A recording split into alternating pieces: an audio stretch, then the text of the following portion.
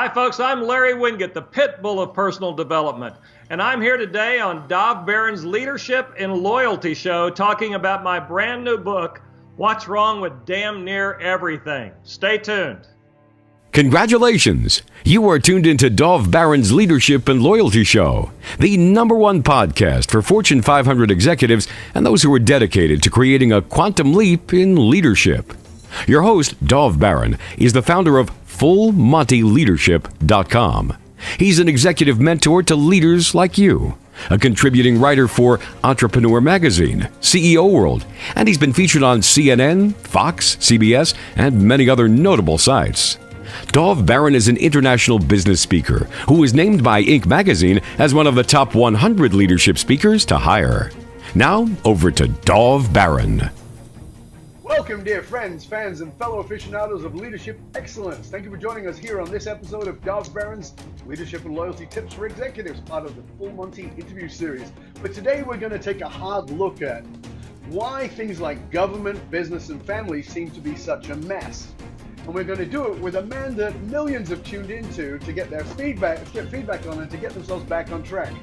If you're a new listener, new viewer, thank you for joining us. Strap yourself in. We're about to go full Monty.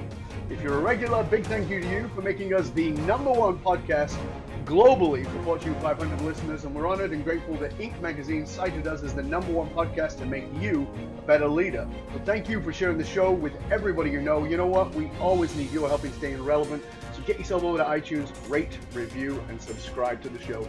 Do it now. All right, good.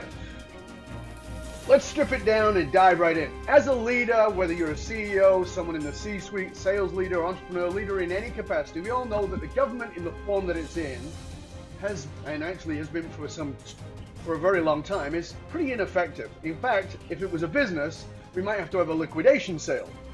Business seems to have also gotten a little lost, forgetting that business is not only about profit, but if you don't make profit, then you're not in business.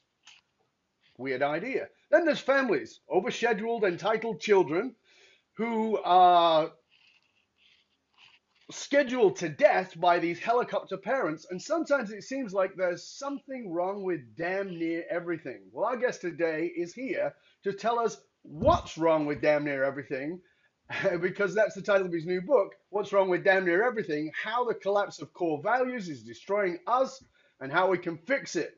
Our guest today is a top bloke that I am honored to say that I've spent time with him, his beautiful, wonderful bride, Rosemary, and their less than pretty son / bulldog, Ralphie.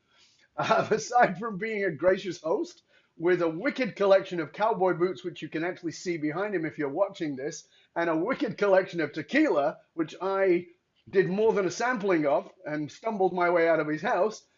Larry Winget is a best-selling author, television personality, social commentator, internationally acclaimed speaker. He's also written 6 New York Times, Wall Street Journal best-selling books that have been translated into no less than, actually more than 20 languages, including books like Shut Up, Stop Whining and Get a Life, You're Broke Because You Want to Be, It's Called Work for a Reason, People Are Idiots and I Can Prove It, Your Kids Are Your Own Damn Fault, and the last one before the most recent one was Grow a Pair, How to Stop Being a Victim, Take Back Your Life, Your Business, and Your Sanity. His newest book, as I said, is What's Wrong with Damn Near Everything, How the Collapse of Core Values is Destroying Us and How to Fix It, which was released in July of 2017. Larry has started his own television series on A&E, 2 PBS specials, 2 CNBC specials. He's appeared on Dr. Phil, The Today Show, Tool Academy, Big Idea, Larry King, and 3 national television commercials. He's a regular contributor on many national television shows on topics such as success, business, personal finance, and parenting. He's also a member of the Speaker Hall of Fame and is trademarked as the pit bull of personal development. Ladies and gentlemen, please welcome the returning champion from 2012, Larry Winget. There you go. Listen, what a great introduction. I can't wait to hear what I've got to say now.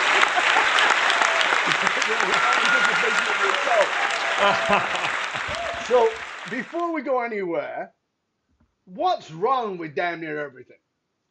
You know, every time I write a book, from Shut Up, Stop Whining to You're Broke Because You Want to Be, the parenting book, whatever, I look at what's kind of pissing me off in the world. And then I tell people what they could do to fix that. And after 6 bestsellers, I realized it wasn't enough. Because what we do, and we do this as leaders, we do this in business, we do this in government, we do it with our kids. We try to fix actions in order to change results. Now, that makes sense. If you want to change your results, you change your actions. But it's short-lived.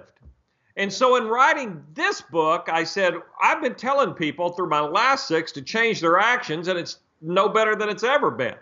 And people have been changing their actions. And we get all these motivational bozos and thought leader gurus who don't know their ass from a hole in the ground out there telling people, just do this and this will happen. Yeah, for about that long. Right.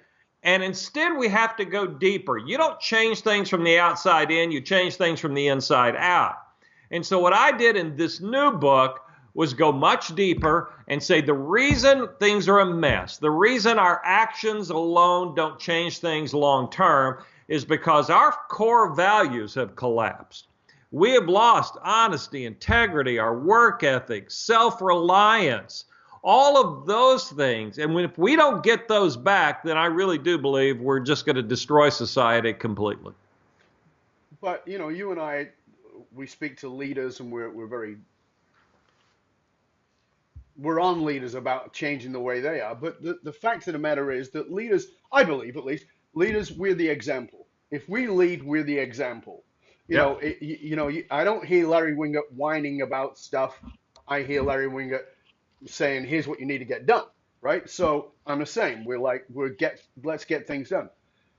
However, if we have been socially conditioned to follow leaders and do as they do and model what they model, isn't the challenge that the leaders have lost touch with many of those things that you're talking about? Integrity and follow through and morals and ethics and all those kinds of things?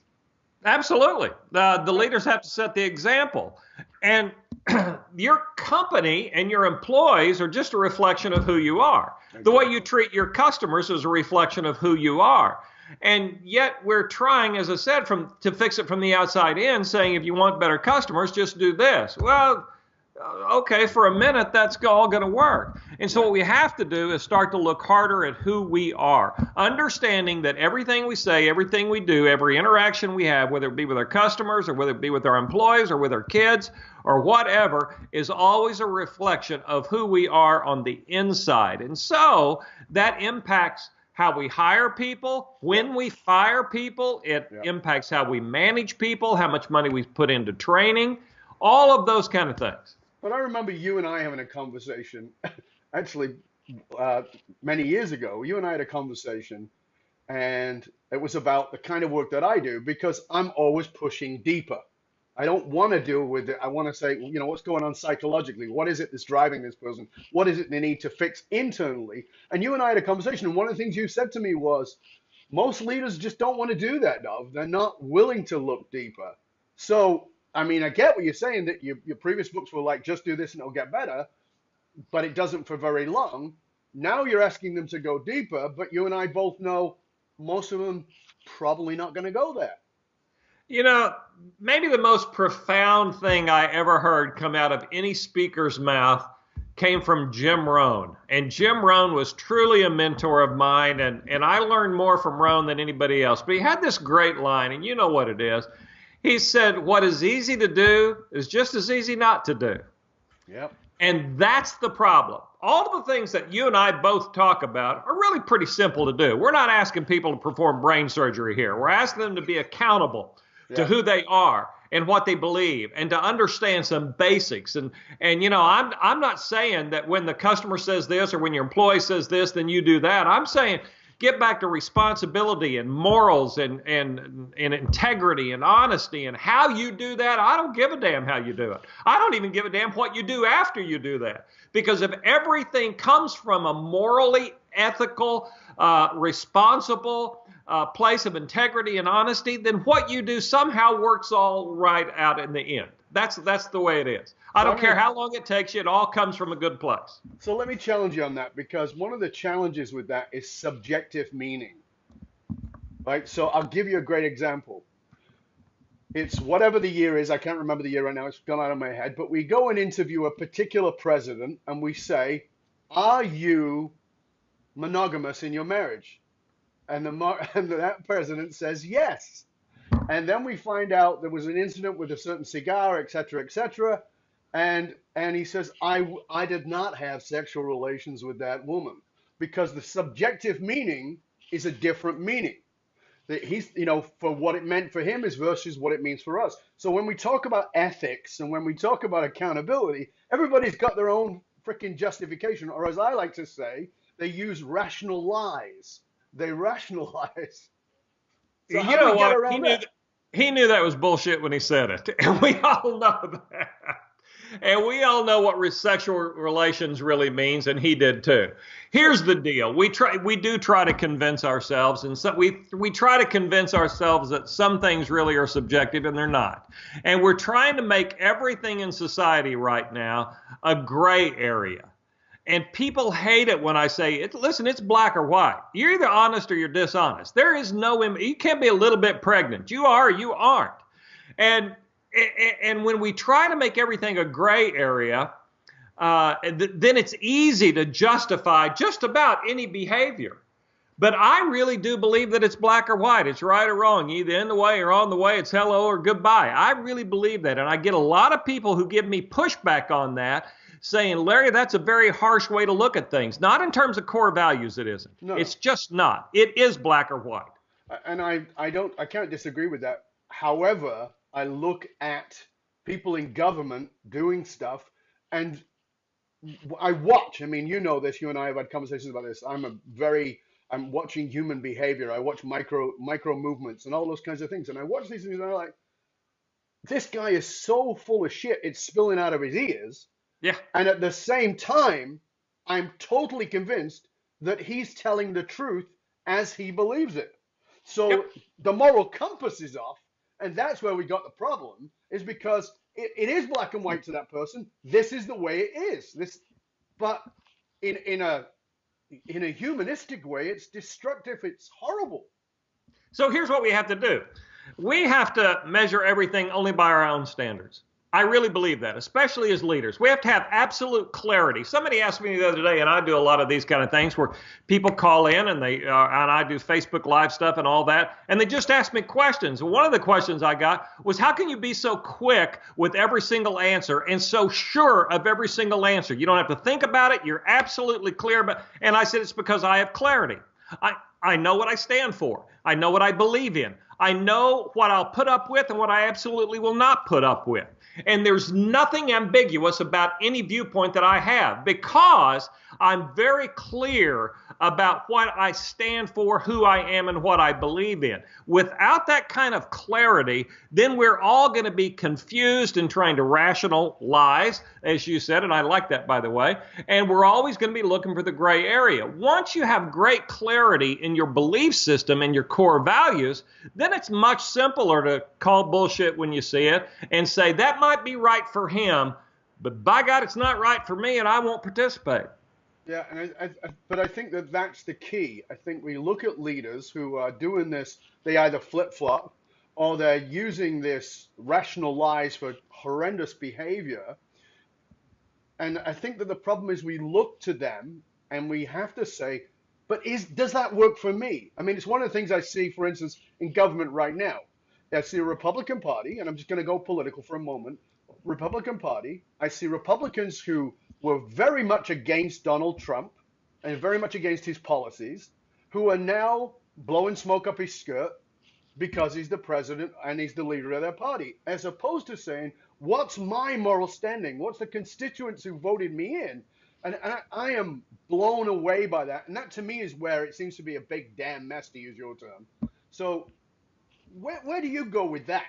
Because I know you get a lot of political questions. And I do have to go political sometimes, and I appear on a lot of news programs around these kind of subjects. And I think the point you make about the Republican Party is certainly true, but I think the same thing applies to the other side, that we're not ever willing to listen to what a person says or to get things done simply because they're on the opposite side. Donald Trump could cure cancer, and there are Democrats who would say, but what about the common cold? Does he not care about people who get colds? And Nancy Pelosi could do the very same thing, and there are Republicans who will never give her the credit for it. So here's where we've become so black and white in our thinking that we're more interested in our feelings about a human being rather than whether they get things done or not. I agree with fully. Even if it's for the good of everybody. Right. And that's where we've just let our core values run amok. And then we justify that kind of vitriol by defending it with our core values. And that's not what it's about either. No. See, that's the rationalist. What I was talking about, though, was not Democrat versus Republican. I'm talking about Republicans who were against, and then suddenly switch sides. It's like, come on. I mean, is this your stance? Like, I have no problem with it. I don't care if I totally and absolutely disagree with you. It's like, I didn't particularly agree with everything Bernie Sanders said, but what I loved about Bernie Sanders is it was the same story for 30 years. It's the same with Ron Paul. It was the same. The ones who were consistent, but the ones who come on, it's not even an evolution in your thinking. It's flip-flopping, and it's that lack of fiber. And when I see that, for me, and again, as a society, we look at governments and we look at leaders and we go, okay, it makes certain things all right. It makes certain things okay. And I think, to your point exactly is, I don't think people have enough depth, or they do have it. They just don't go there to say, I don't care if the person's a Republican. I don't care if they're a Democrat. I don't care if they're swinging from the trees. What I care about is this is aligned or it's misaligned with who I am as a human being. But instead, we look around and we're always asking for everybody else's permission. Do you agree with that? Do you think that's I do agree with that. And one of the things, I got a question the other day about, well, Larry, if it's so bad, and I'd run through government and I'd run through business and families and school systems and safe zones on campuses, and I'd run through every one of the topics in this interview. And he said, if it's so bad, how do we fix it? And I said, we don't. No. We honestly cannot fix what's going. We can't fix the government. We can't fix we can't fix any of it. The only thing we can do is say, can I fix me? And if you fix you and I fix me, and we influence, maybe we influence our kids or our family or the people we love, and maybe we do that. But the only thing we can do is fix us and live our lives according to our core values. And if our core values serve others well and serve us well from a place of morality and honesty and integrity, that's all anybody can do. Yet if enough of us do that, then those other things change. But it is absolutely insane. And turn on the news and turn on social media and look at all of these people trying to fix everybody else and everything else, and it's not going to work. You're going to end up frustrated, and it's going to drive you nuts. Fix you. Yeah, I'm definitely... You and I are fully in agreement on that one, and it's what I've been singing for many, many years, as you know, and it does feel like sometimes a bit like banging your head on the wall, because everybody's going, well, it's not me. Everybody's, the finger pointing out and the three pointing back, they don't notice the three pointing back. When we talk about this, and you talk about this in your new book, that too many parents are indulgent, they're overprotective, and that they don't really communicate morals and values and ethics, but they seem to think that they do. They seem to think that they do. Talk to us a little bit about that, because when I've had these conversations, I'm like, no, I do. And I'm like, yeah, I just don't see that. Tell us where you're at with that. Well, there's a chapter in the book where I talk about how we've become a helicopter society. And everybody's familiar with helicopter parenting. That means that you hover so closely all around them that you protect your children to the point they never experience any hurt feelings. To the point that we've gotten school systems to cut tag and even recess out because they might fall and skin their knees and all that sort of stuff. So we're so overprotective, and we do all of this, and this goes to the point you made, that parents do this. They do it in the name of love. Absolutely. And they don't understand that that's actually child abuse. And yet, hold on a minute. Say that again, because I want people to get that, because you get a round of applause from Dov Barron on that one. Because I scream the same stuff, and people think I'm insane for saying it. Because you can't use the abuse word. Tell us again. Absolutely. If you are an overprotective helicopter parent that do not allow your children to experience pain emotionally as well as physically, then you are guilty of child abuse. You must let your children lose. You got to let them get hurt. You got to let people bully them. Oh my God, I just said it's okay to bully. There are bullies in every level of society. And if we don't allow our kids to get bullied a little bit when they're in kindergarten, they're never going to know how to handle bullies in the real world when they're trying to have a job out there. Because bullies are everywhere, and you can't have a bully without a victim. We've got to teach people to stop being victims. That's the role of a parent these days. You cannot protect people from every bad thing that's going on. And when we protect our kids that way, that is child abuse. I think you and I are definitely singing the same song here. This whole thing. And let me interrupt you. Yeah, go ahead. Transfer that over. As a business leader, as a manager, as a boss. If you are trying to protect your employees from ever getting their feelings hurt by the employee that sits in the cubicle next to them, you're an idiot. That can't be done. What we have to do is have a realistic approach to business. We're here for one goal, and that is for this business to make money, period. Right. Because if the business stops making money, we don't have a job and you don't get paid, and neither do I. Right. That's the way it works. And the way we make our money is to serve our customers well. Now, what we have to do is sometimes set our fragile little egos and our fragile little feelings to the side and realize if our goal is to make money, I got to get over the fact that I just don't like you. And you don't like me. And you know what? Who gives a damn? What difference does it make? We still are here for a common goal. It is impossible for a boss to expect everybody to get along. It's stupid to try to manage the emotions of people. But we have become an emotional society where emotions run our business and not logic and not service and not treating each other fairly. Those are core values too. Mm-hmm. The interesting thing for me is this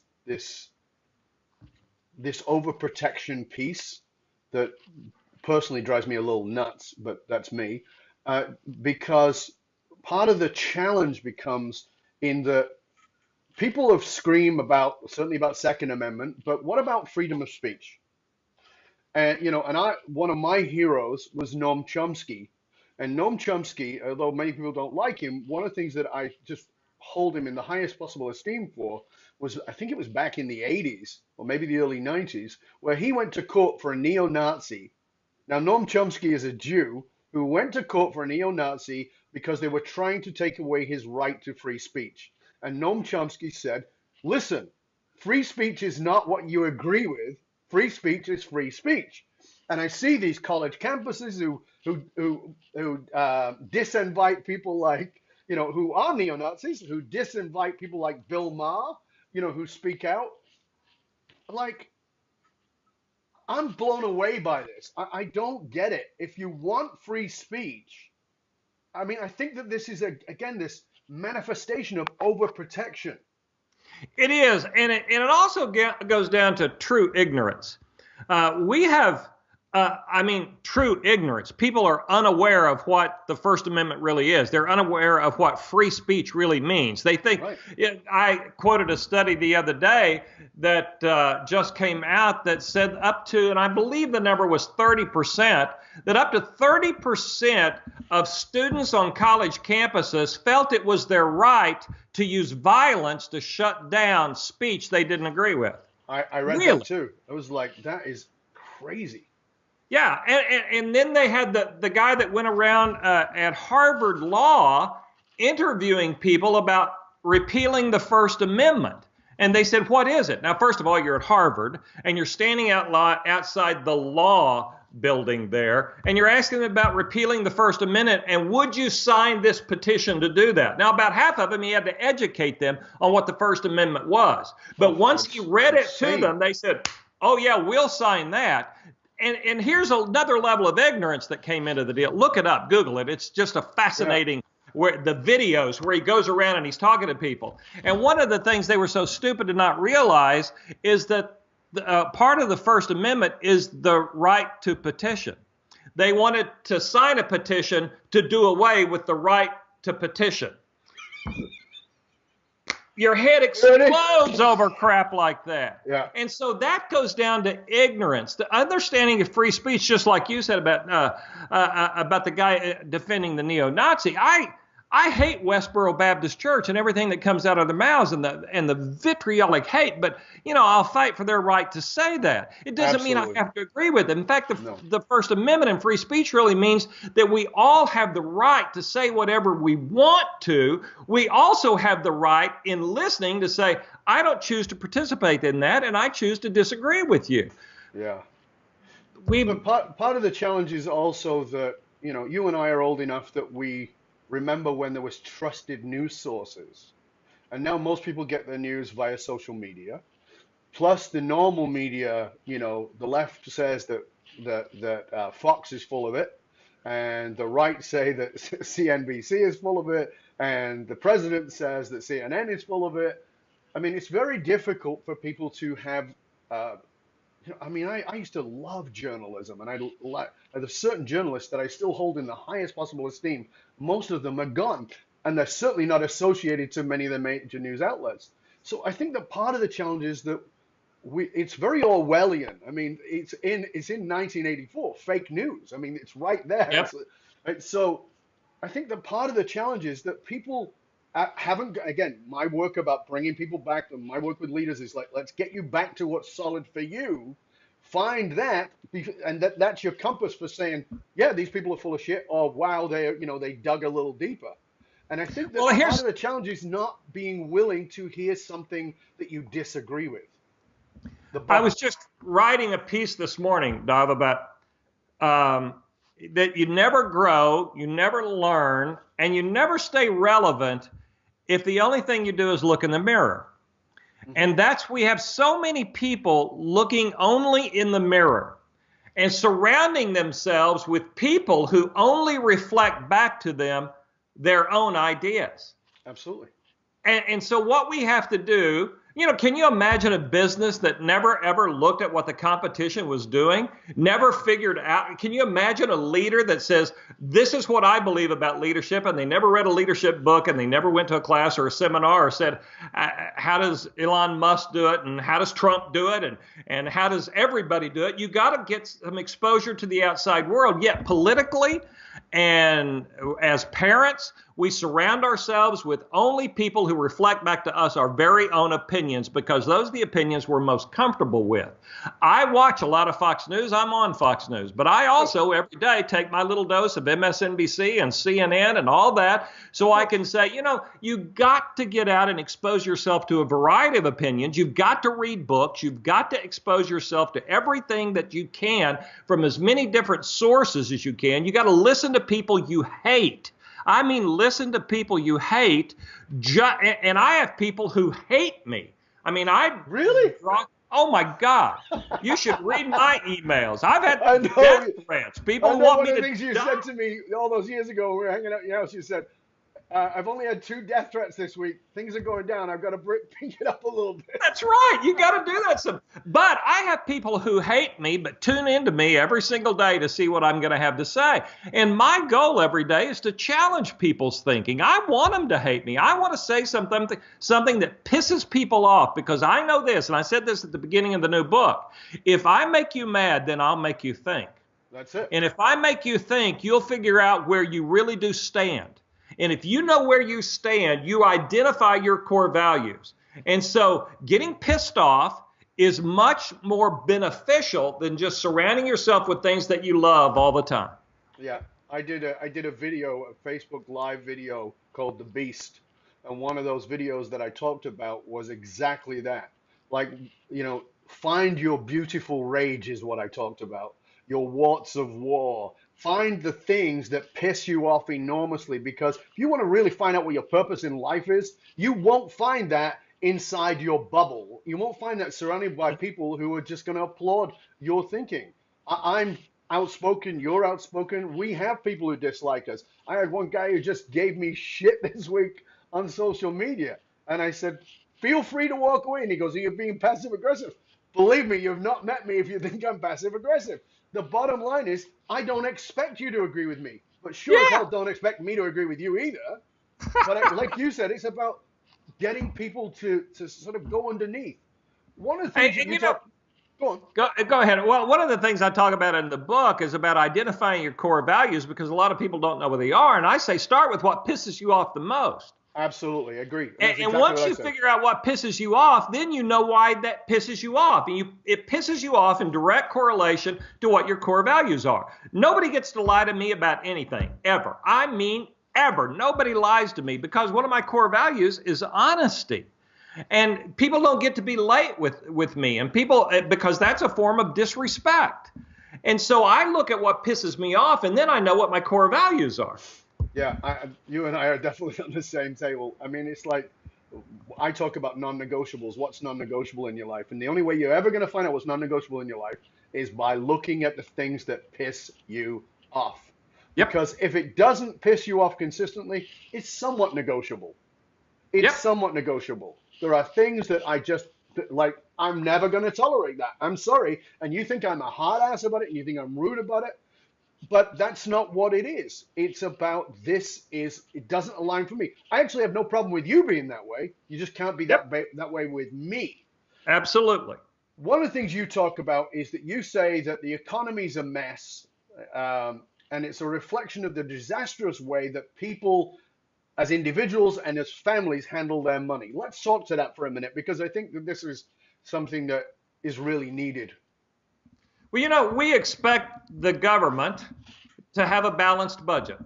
Mm-hmm. We get pissed off when we hear about the government going trillions of dollars in debt and spending every single day more than they take in. And so we demand from our politicians that they stop doing that.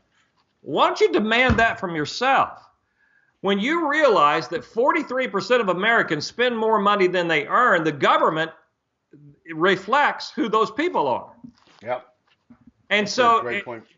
Don't expect the government to spend less than they earn when you don't spend less than you earn. When you consider the amount of debt the average family is in, the amount of stupid debt in terms of credit card debt, the amount the average family is in, and the fact that at least close to half of our country spends more money than they take in, and then you add to that all this concept around give me a living wage. How about this? Learn to live on the wage you've been given.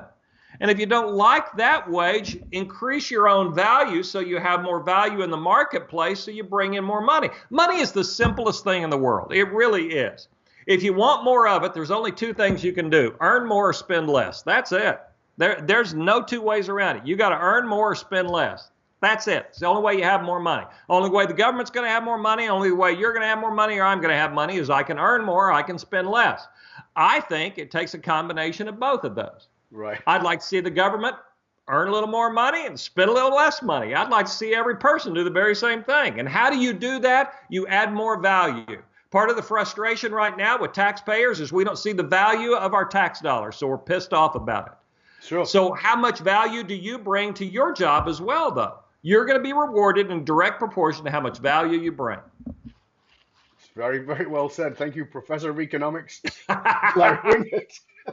Yeah, somebody said to me the other day, how'd you get to be a top money guru? Because, I've had a money show on A&E, and I go on television and talk all that. And I said, really? Spend less than you earned. It's all I've got. And because of that, I'm a guru?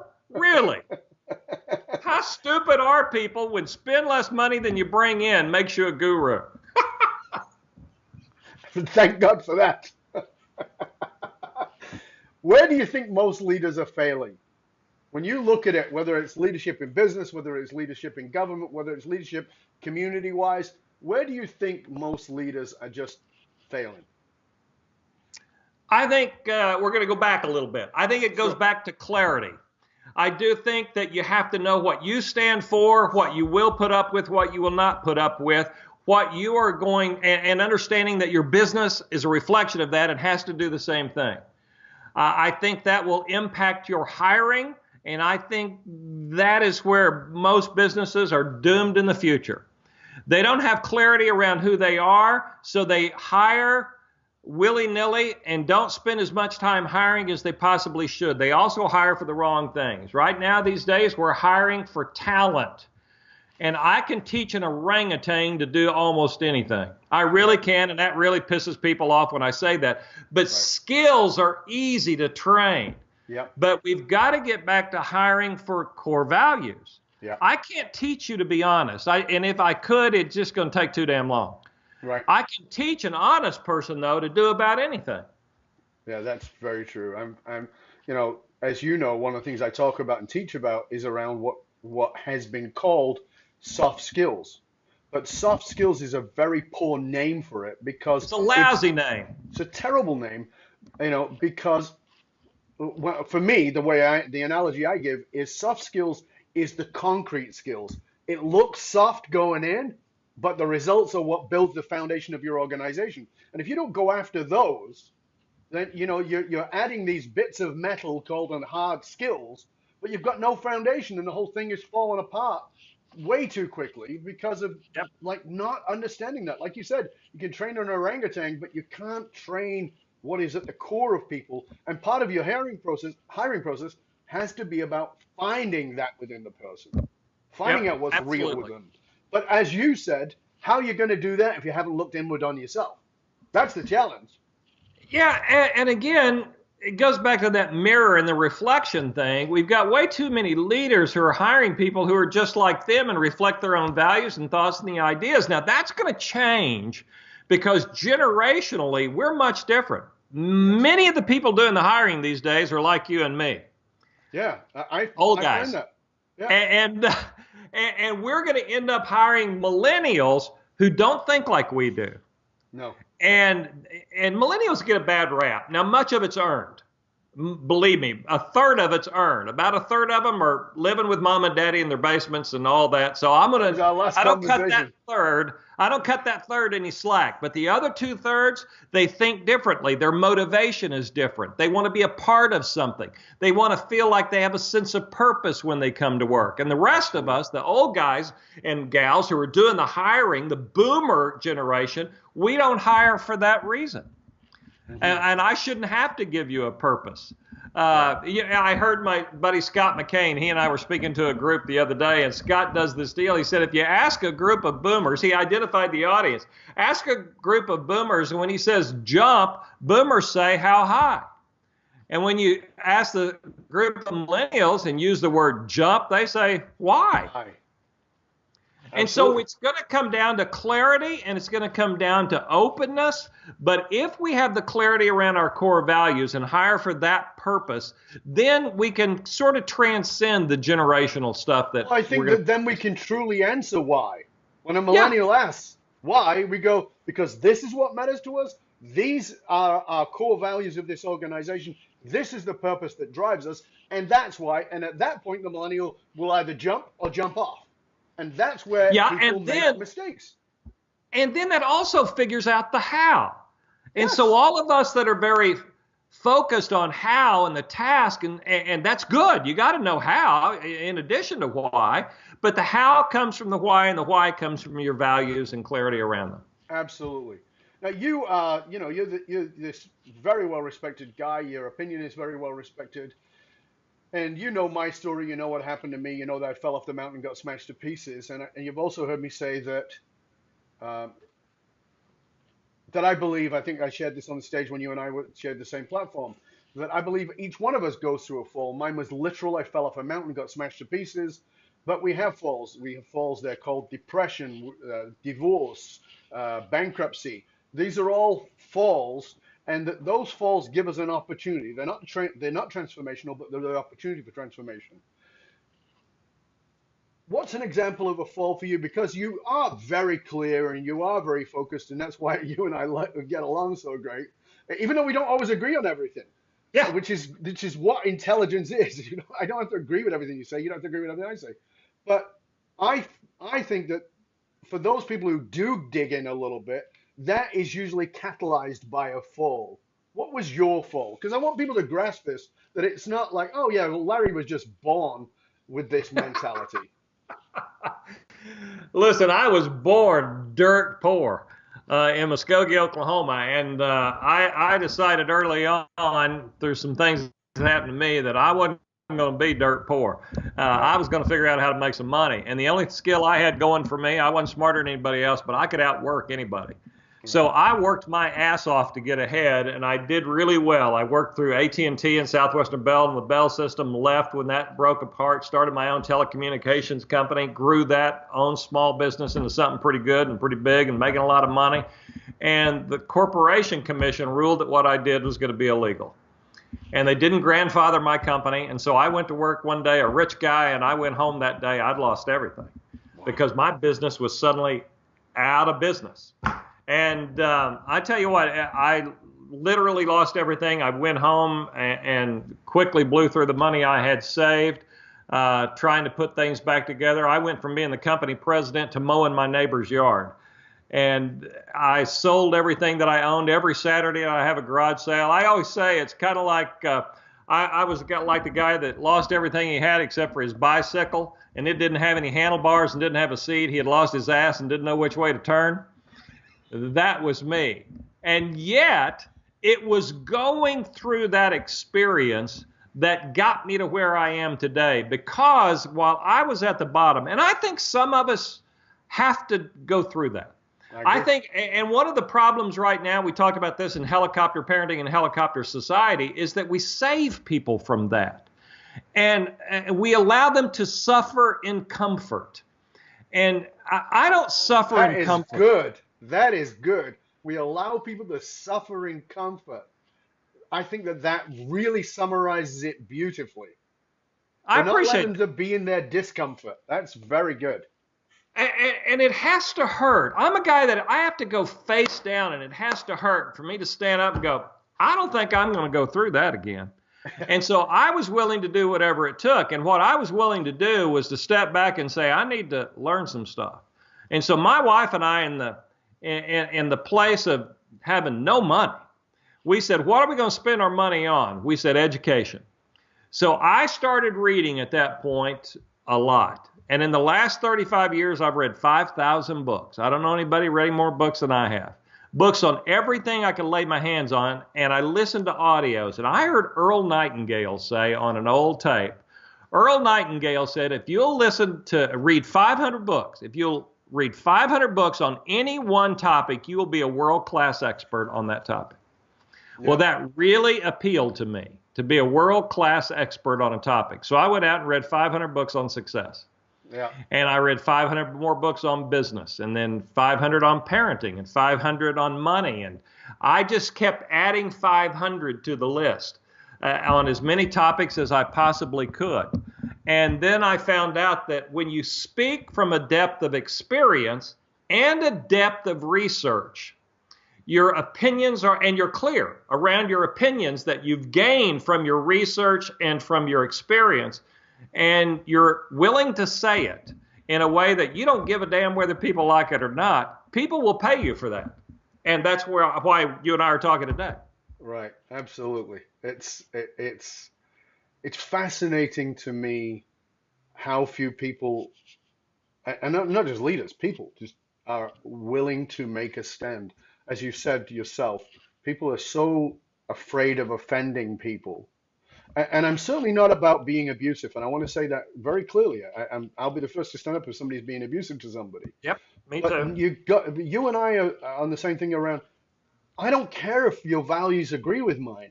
I just care whether you actually know what the frick matters to you. And you know, as my mate Lee says, you got to know the hill you're willing to die on. If you don't know the hill you're willing to die on, then you're being dragged all over the shop all the time. And I think that unfortunately, because of this gray area that you talked about, people stand for something without fully understanding it. And so for me, I'm always willing to say, I know what I stand for, and then something comes up and I go, I'm not sure about this. And they go, what do you mean? You always have an opinion. And I go, I'm not informed enough to have an opinion yet. I have a knee-jerk opinion, but I'm not going to say that. I Yeah. want to know what my truth is here. So, when I talk about the Second Amendment, I say I'm not an American, number one. Um, do I like the idea of people shooting other people down? Absolutely not. Do I think the police are irresponsible with guns? I do. Do I think we should get rid of the guns? Can't say yes, can't say no, because I can actually argue both sides on that. Now, this is not about that, but it's about understanding that knowing your opinion doesn't mean that you always have one. And you've got to be willing to listen and learn, right? Yeah, and it also means you got to be smart enough sometimes. While you and I are willing to speak up in almost every situation, there's also a time to shut your damn mouth. And we've become a society that we have a lot of uneducated opinions out there when people ought to be shutting their damn mouths. And I heard somebody say the other day on the television, say, when we talk about gun control, the first thing people should do is control their mouths.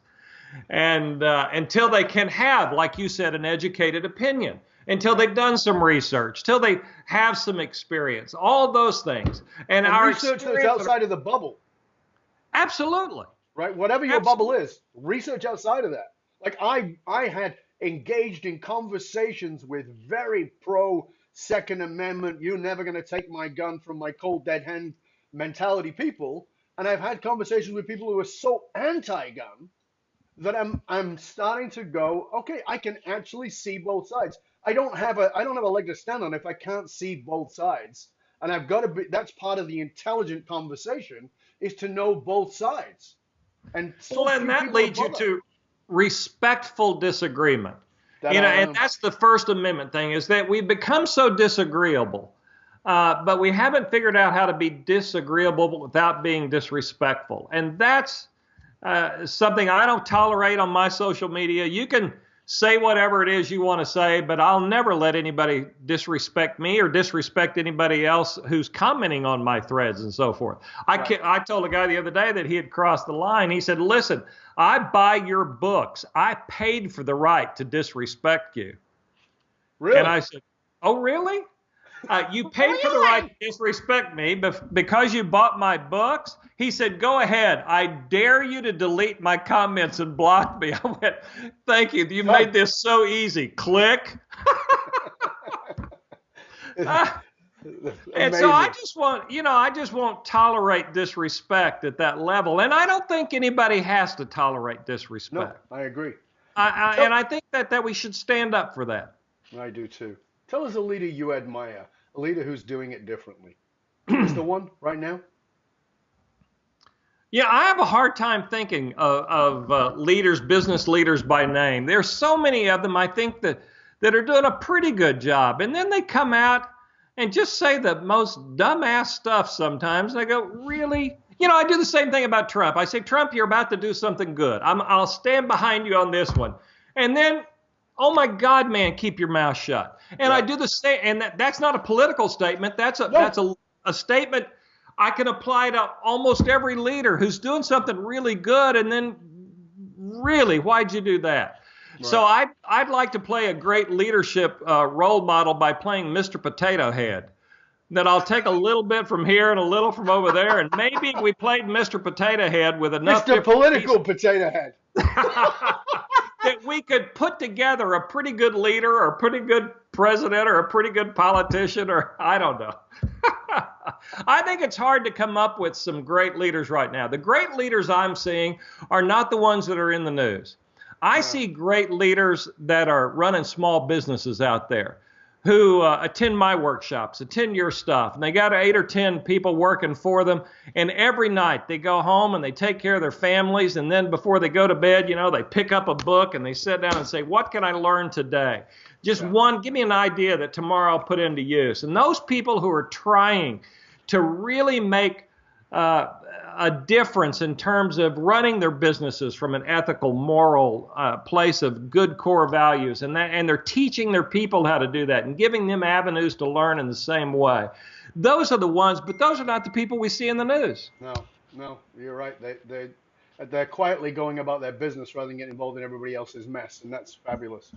You know, Yep. I think that we have a negative term is seen negatively, which is the word obsessed. But in my mind, the people who are truly successful, who are pushing the boundaries and making the shifts that are obsessed. I know that I am. When I say obsessed, I mean it's that conversation that it's going on over there. You're not part of it, but you're going to find your way over there to get part of that. If there's a book, you have to read it. If there's a part of a movie that talks about what it is you're obsessed about, that's the part of the movie you're going to talk about. What is Larry Winget obsessed with? Besides cowboy boots and tequila. uh, and this, I believe it's a function of age. I just had sort of one of those significant birthdays here in the last couple of weeks, and I've watched myself personally evolve in the last couple of years. I was so obsessed with career and business and speaking and writing and doing all that I had a hard time pulling back. Mm-hmm. And life is short, my friend. I realize that. And that if you don't spend a significant amount of time in very selfish, hedonistic ways, making yourself happy, you are doing yourself an injustice. So my obsession right now is achieving that level of balance. So I get enough work done that I can keep my commitments to everybody that I made a deal with. But I also have a level of obsession that I will spend a certain number of hours and days and whatever taking care of Larry and spending time with my wife and enjoying my grandkids. And I have no problem now blocking time off my calendar and saying, no, I don't want to do anything.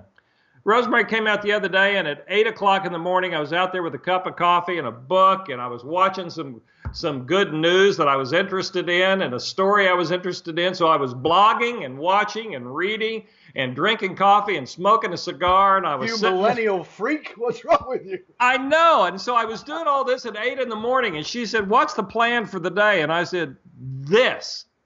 I have no other plan but to enjoy who I am and nothing today. And I would have never given myself permission to do that 3-4 years ago. And so that's my obsession. That's pretty cool.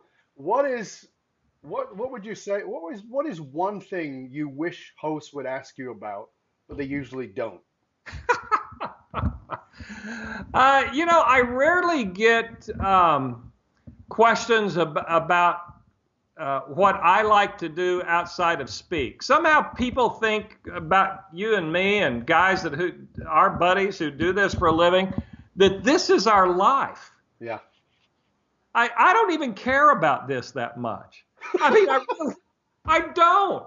This is my job, folks. Right. And I'm committed to doing excellent when on my job, but this is just a tool. It's what I do for a living. It's not who Larry Winget is. I love to cook.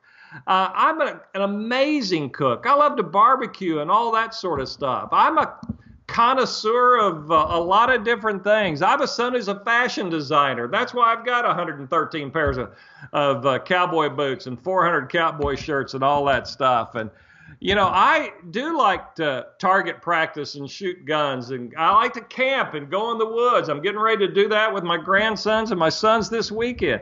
So there's a lot more to all of us, I think, than what a lot of people see. I had somebody write me the other day. I just come home from the gym, and there was a picture of me drinking a cup of coffee. Rosemary took it, and I had my feet set up on the table, and I was reared back, and I had on my running shoes. And a guy said, see, I knew you were a fake. You don't wear your cowboy boots all the time. But, Bud, that's my stage gear. It's not who I am. There's so much more to all of us.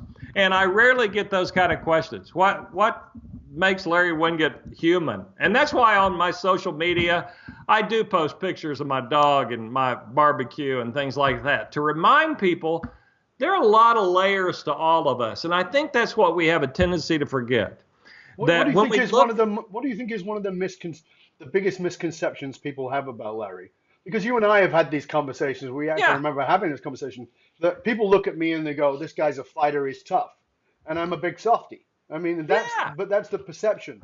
what is one of them big misconceptions people have about Larry? I, But if they I knew you, walked, it'd be like blow their mind. yeah, I walked through a party the other day, and as I walked past some people, I heard, I got pretty good hearing, and we all hear those conversations that go on like right here. And I heard somebody say, "That's Larry Winget. He's really mean." And I stopped and I turned on this lady and I said, "I'm not mean. Why have we gotten to this point in society that someone who speaks their mind and doesn't apologize for it, that would be considered mean?" I'm clear. That's all there is. And I think one of the misconceptions is that I am a hard ass. Yeah, I'm a hard ass around things that go against my core values. But like you and I know each other well enough to know we're both, I cry at a movie quicker than anybody. And I see people hurting. I'm the first guy there to write a check and to help out in any way I can. I discovered that a long time ago that most people always just evaluate you on the surface. But think about how we do that. We do it with our employees. We do it with our politicians. We forget that even though you might think Trump's a jackass, I'm just betting he's probably a pretty good daddy to his kids. Right, so you don't know. And yeah, but we make these judgments around the person that we see publicly, and we don't understand that they are multifaceted, and we need to give that some time.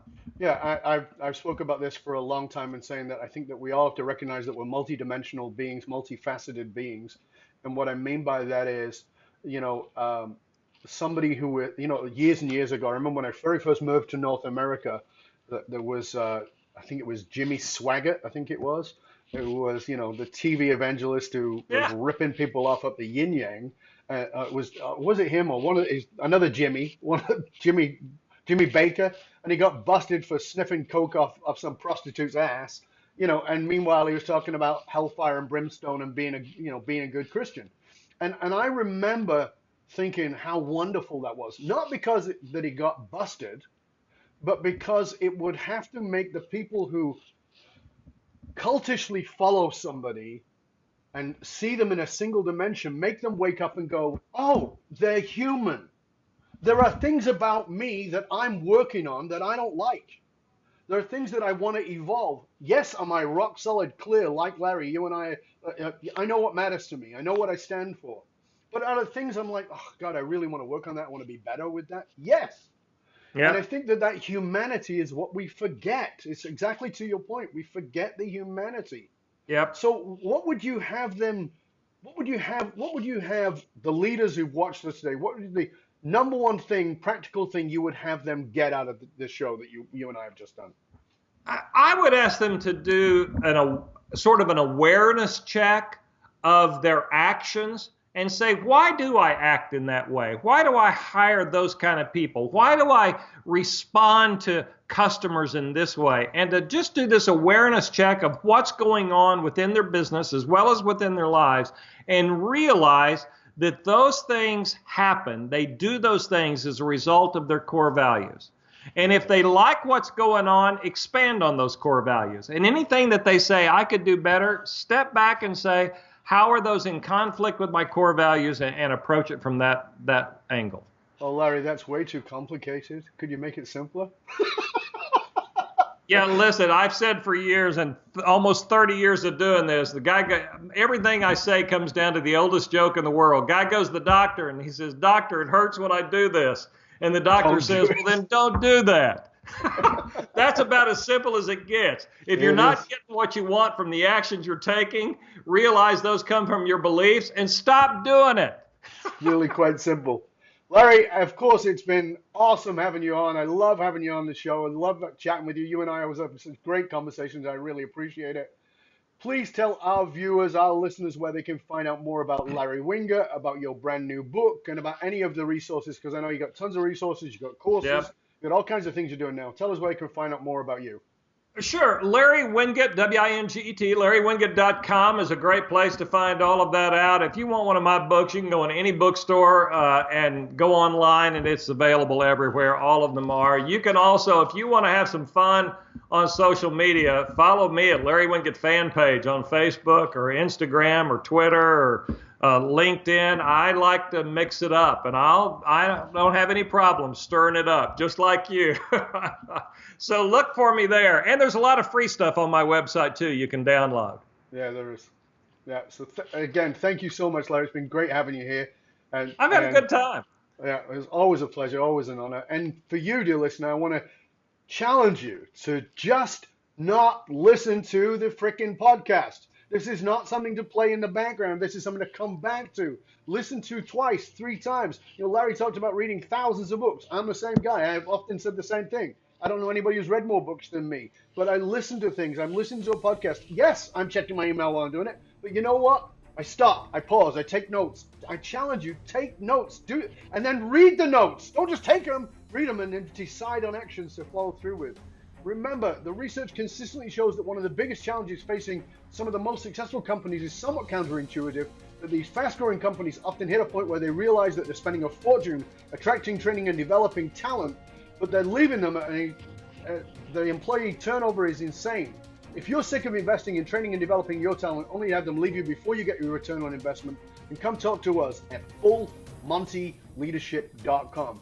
fullmontyleadership.com, providing you with the essential leadership skills to rekindle and amplify the hidden loyalty assets inside of your organization by bringing you back to your core purpose, tapping into that.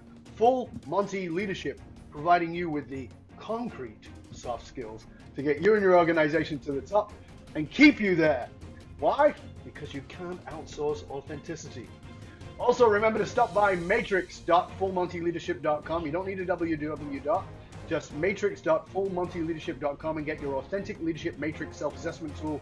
It's free to you for being a viewer and a listener, valued at $197. Get yourself over there today. This is Dov Baron, Full Monty Leadership, saying, stay curious, my friend. Stay curious about your own deep core values, what truly matters most to you. Get really curious about that, write about it, explore it, and then write to Larry and tell him what you got out of the show. You can tell me too. Till next time, this is Dov Baron, Full Monty Leadership, and I am out.